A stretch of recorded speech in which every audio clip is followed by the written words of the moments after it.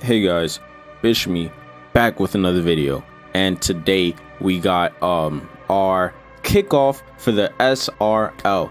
This week we are facing up against the Claydol and the Helgen Hydriegons, and I don't know if you guys remember from season 2, but this is the person who I lost to in the my last match of the regular season. He was also the season 1 champion.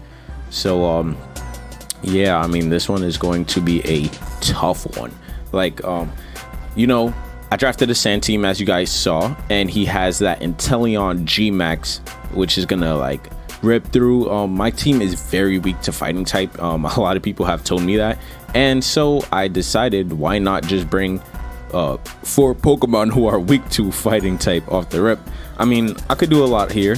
We got the Gigalith setting up the sand. We got gravity so that Excadrill could just go crazy with the earthquakes, because we're running the Sand Force Choice Band Adamant this week. I just want Excadrill to hit as hard as possible, and if I have Gigalith in, if I see a chance for it to stay in, I could throw off a gravity. Everything is gonna get hit by that, except for, everything's gonna get hit, and Claydol's levitate. It doesn't even matter. I'd be surprised if he even brings Claydol. He might be surprised that I'm Sand Force instead of Sand Rush, but we throw in Sand Rush on Stoutland. I figured that I didn't need to run 2 Sand Rushers. I could just have 2 Sand Abusers, and where they could just put in so much work. They both are just adamant, and I want them to hit as hard as possible. I got Roar just in case I could see who he wants to switch in on my Stoutland, and also I plan on setting up Stealth Rocks with my next Pokemon. So with Copperajah is mainly here just for support. He's got Steel Rock, Rock Slide, Steel Roller, and Earthquake. Steel Roller is just to have the strongest G-Max move to set up the Steel Spikes, and he's got Stealth Rocks. So this is probably going to be my lead. I just want to set up hazards, and then with Stoutland, Roar in the sand. Wait, actually, I think Roar is minus priority. Wait, let me actually check this. No, what am I doing? All right, Roar. Okay, so it's not minus priority like Dragon Tail, so I would be able to force a switch or something. And yeah, so I actually did mess this up. I have Facade just for the stab. So yeah, I got Earthquake and Rock Slide on Copperajah and Excadrill just to be putting in work pretty much. Who else we got? So, and for our last 2, we have Mantine and Rotom. The core that I've been telling you about. We got Mantine with the Wakanberry and Rotom with the leftovers. Rotom is just a little bit defensive to take hits from let's say Qwilfish or Lycanroc. Gigalith also takes hits very well. He's my main defensive wall, but I wanted Rotom to just be living a little bit more also. Rotom's base speed is 86, and most of his base speeds are 85, so I wanted to be the fastest Rotom possible, so that I completely beat them out. So let's say Duraludon, or I believe Qwilfish, they have 85 base speed. So I just wanted to beat them out. And Mantine is mainly Spadef, because this thing has base 140 Spadef. So I'll be able to come in on the special attackers with Mantine. So yeah, that's my prep for the battle. Looking forward to going in this one. Hopefully we could get a dub, and let's get into that season 1 kickoff. Alright, so I did something really funny, and I went the whole battle and I didn't click record. So I'm doing this post match, and we also had to recreate the turns. So this is very hard to recreate. We had to do it about 4 or 5 times, but shouts out to Claydol for being so I want to say cooperative with this whole process. If you guys check the description, I'll be putting all the turns, because we didn't get it 100%, but we got it really close. As you can see, those are the 6 that he brought. I didn't expect the Dhelmise or the Lycanroc to come. But you know, I decided I was gonna make it work anyways. I let off with Copperajah to get off my my hazards at the start. If you guys didn't know, my team is based on Black Clover, the Black Bulls. So in the recreation, we clicked the moves pretty quickly. So I remember when Shibby had out his Copperajah against Squid. Squid always brought in his Qwilfish, and you know that thing tanks hits with the Intimidate, with a great defensive boosting stat. So I just set up my Stealth Rocks.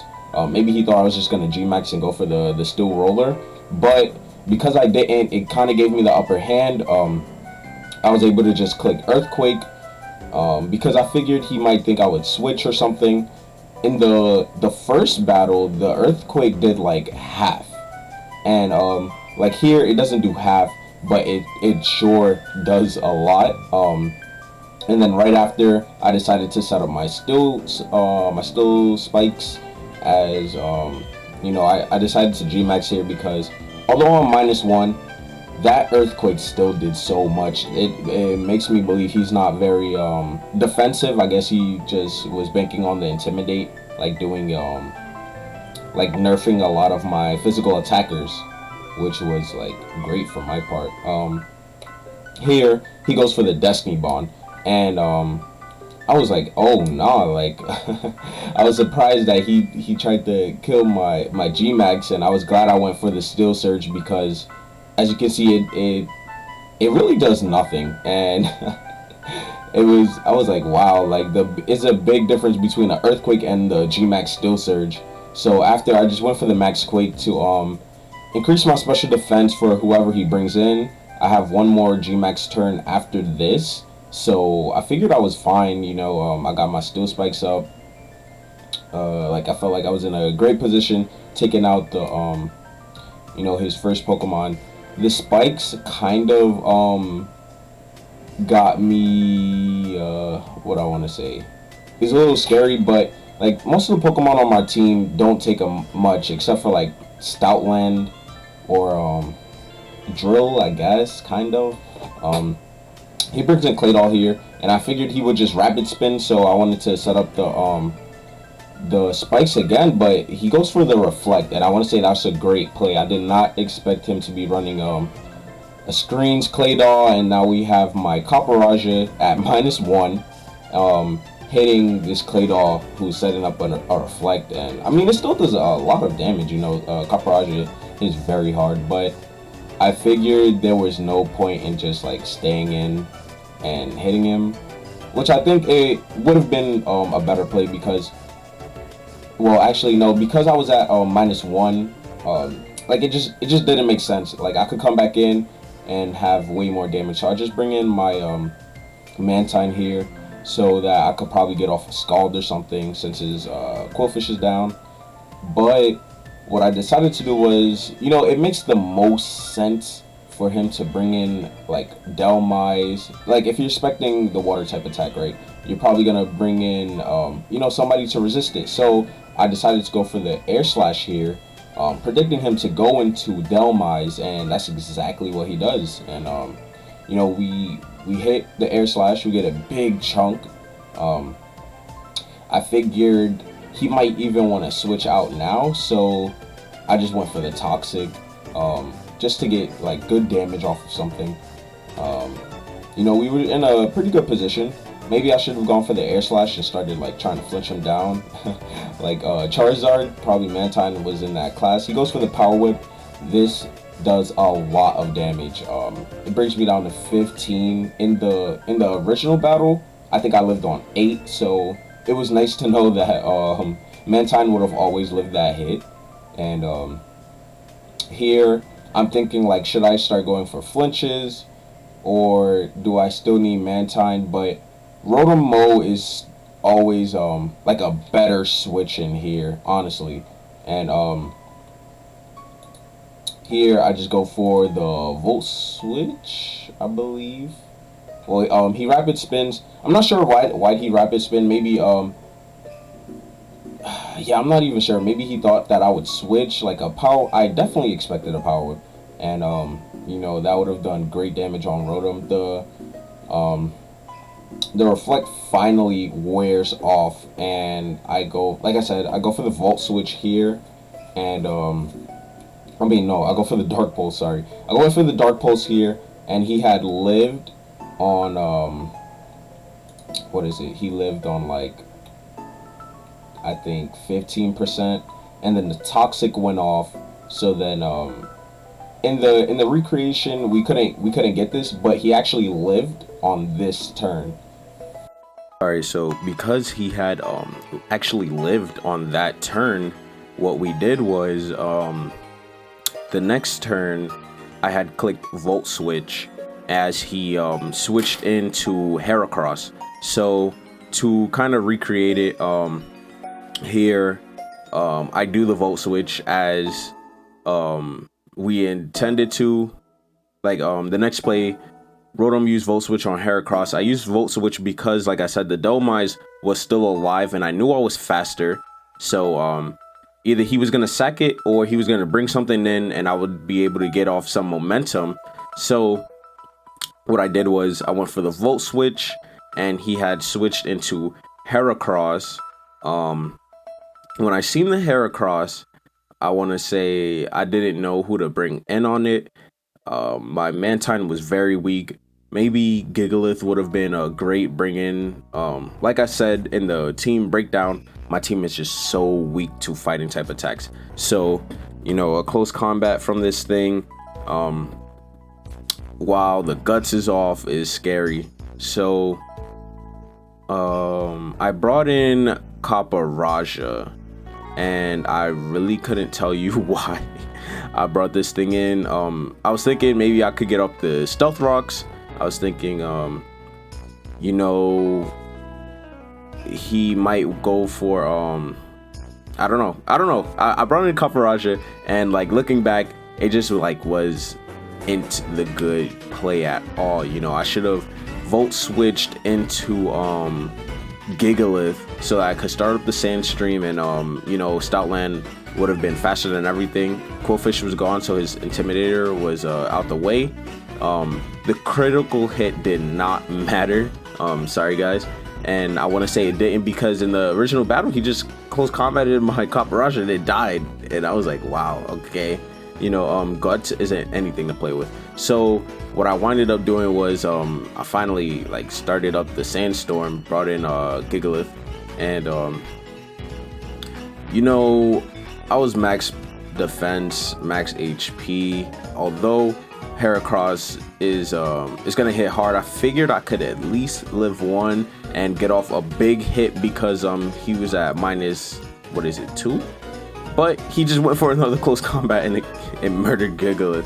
And you know, I want to say this battle was a great learning lesson. I gotta run like a Chople Berry on my Pokemon because, like I said again, I'll say it again, my team is very weak to fighting type attacks, and me letting what is it, Mantine take that big hit from Dhelmise just kind of stopped me in my tracks. And I want to say, aside from, you know, me like sacking Copperajah for no reason, you know, this was another big misplay. Just so on Showdown, it didn't show that Roar had negative priority, and so I'm over here thinking that I'm faster and that I could just roar him out. I figured I figured he wouldn't stay in, obviously, because I'm faster, Sand Rush, and so he on this turn he had switched in Dhelmise. I went for Facade, and Dhelmise died to the Sandstorm. So we're back on track. He brings in Claydol. I mean, he gets a little bit of leftovers recovery, but it kind of didn't matter. Here I went for the Roar in the original battle. So I'm over here thinking, you know what, I could get this thing out because I don't want this thing setting up Reflect, which is gonna be hella annoying. But the better play would have been to just crunch it, and like I don't know. I want to say me sacking off Copperajah and me going for roar here were like two big misplays. I should have just went for the crunch. Here I just go for a stomping tantrum because I believe in the original battle I roared him out into Inteleon, and Inteleon had set up focus energy, and then I just roared Inteleon out into Lycanroc. And when Lycanroc came in, as you can see here, so he had the reflect up. He brought in Inteleon focus energy, and then I roared out Claydol into Inteleon. I rolled out Inteleon into Lycanroc, and this is where the whole battle just went south. So in the recreation, the next turn I went for a stomping tantrum, and just a little reminder, if you do stomping tantrum after it doesn't work on a levitate Pokemon, the next time it's gonna do double damage. I know that if it failed, but I didn't know that counted as it failing. So here, what actually happened was I went for the stomping tantrum on the Lycanroc with the sand up. He went for the swords dance. It's the same pretty much recreation. It's just that Lycanroc had like about half. Stomping tantrum only did about half, sadly. And so Lycanroc was able to just close combat the rest of my team. The fastest Pokemon I had was Stoutland, and I want to say I nerfed the speed by going for roars. Here I had brought in Rotom. Rotom was pretty much at the same health, but it didn't matter. I just want to say I always slander Dust Lycanroc, but I never say it's a bad Pokemon. I just say midday is better. I want to say that Dust Lycanroc couldn't get a 6-0, but it still put in work, as you can see. You know, it got the swords dance up, just like in the other case, Life Orb, Tough Claws. That thing just shredded my whole team, bruh. And like here, I'm just showing you guys pretty much what happened. And like I want to say, like I said before, sacking Copperajah and going for roars with Stoutland was just, it wasn't the most optimal play. You know, I had the speed tier, and you know, it could have been way better. But I want to say that Lycanroc always came in and clicked swords dance on my whole team because it was the fastest Pokemon. You know, all he needed was that one opportunity. And even though I was Wakan Berry, bruh, swords dance, Life Orb, Tough Claws, KO'd, my freaking Mantine, bruh. And I was just like, wow. So I want to say good game to Blatto. You definitely had me on my toes there. We're gonna start the season off 0-1, and you know, we're looking to bounce back next week. Yeah, so week 1 was a tough battle going up against Blatto. He played really well. Like I said, it was a great game. I already said like where I could have done some things better, but well, the SRL recaps will be coming back.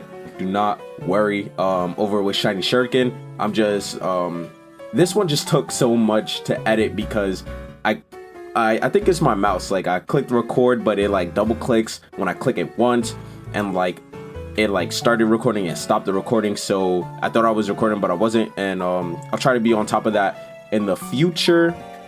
Even this video, I had to like say it, I think like 4 times going on now. So maybe I just need a new mouse. But thank you guys for watching the video. Make sure you leave a like if you enjoyed.